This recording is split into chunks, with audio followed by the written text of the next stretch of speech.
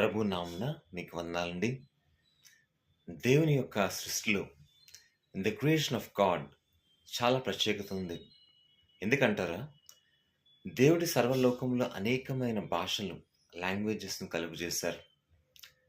మరి అలాగే అనేకమైన మనుషులను వివిధ రకాలుగా దేవుడు కలుగజేశారు, సృష్టించారు. అంటే God created many people with various languages and various looks in their life. అందుకనే అమెరికన్స్ ఒకలాగుంటారు, జపనీస్ ఒకలాగుంటారు, మన ఇండియన్స్ ఒకలాగుంటారు. అలాగే వారి భాష అమెరికన్స్ ఇంగ్లీష్‌లో ఉంటుంది.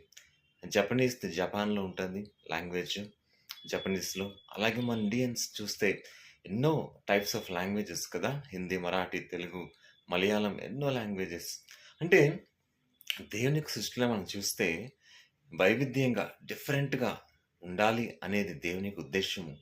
అందుకనే దేవుడి సృష్టిని అంత అద్భుతంగా ఆయన కలుగజేశారండి. So God created this world in a very different way so that his variation in creation is so unique.